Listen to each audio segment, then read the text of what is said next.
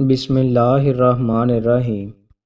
رسول اللہ صلی اللہ علیہ وآلہ وسلم نے ارشاد فرمایا، جب تم میں سے کوئی شخص مجلس میں آئے اور اسے جگہ دے دی جائے تو وہ بیٹھ جائے، وگرنہ وہ کوئی کھلی جگہ دیکھے تو وہاں بیٹھ جائے۔ رسول اللہ صلی اللہ علیہ وآلہ وسلم نے ارشاد فرمایا، اپنے اور آنکھ کے درمیان پردہ حائل کر دو، اگرچہ ایک کھجور کے ٹکڑے کے ساتھ ہی کیوں نہ ہو۔ رسول اللہ صلی اللہ علیہ وآلہ وسلم نے ارشاد فرمایا، اللہ نے حق کو عمر کی زبان پر رکھ دیا ہے جس کے ذریعے وہ بولتے ہیں۔ رسول اللہ صلی اللہ علیہ وآلہ وسلم نے ارشاد فرمایا، اچھی سیرت، تحمل و وقار اور میانہ روی نبوت کا 24واں حصہ ہے۔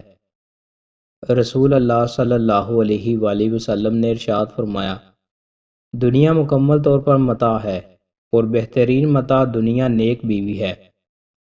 رسول اللہ صلی اللہ علیہ وآلہ وسلم نے ارشاد فرمایا، کیا میں تمہیں ایسی چیز سے آگاہ نہ کروں جس کے ذریعے سے اللہ تعالیٰ گناہ مٹا دیتا ہے اور درجات بلند فرماتا ہے؟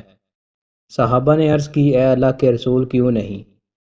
آپ صلی اللہ علیہ وآلہ وسلم نے فرمایا، ناگواریوں کے باوجود اچھی طرح وضو کرنا، مساجد تک زیادہ قدم چلنا، ایک نماز کے بعد دوسری نماز کا انتظار کرنا، سو یہی رباط شیطان کے خلاف جنگ کی چھاؤنی ہے۔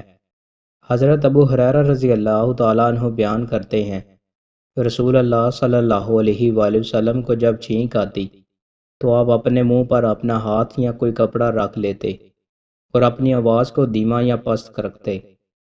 رسول اللہ صلی اللہ علیہ وآلہ وسلم نے ارشاد فرمایا، اللہ کے جس بندے نے مسلمانوں میں سے کسی یتیم بچے کو لے لیا اور اپنے کھانے پینے میں شریک کر لیا تو اللہ تعالیٰ اس کو ضرور جنت میں داخل کرے گا، الا یہ کہ اس نے ایسا کوئی جرم کیا ہو جو ناقابل معافی ہو، جیسے شرک و کفر اور خون ناحق وغیرہ۔ 24 گھنٹوں میں ایک دعا کی یقینی قبولیت۔ رسول اللہ صلی اللہ علیہ وآلہ وسلم نے ارشاد فرمایا، رمضان کے ہر دن اور رات میں اللہ تعالیٰ کچھ لوگوں کو جہنم سے آزادی عطا فرماتے ہیں اور ہر مسلمان کی ہر دن اور رات ایک دعا ضرور قبول ہوتی ہے۔ دوستوں، مزید اچھی ویڈیوز کے لیے ہمارے چینل کو سبسکرائب لازمی کریں۔ بہت شکریہ۔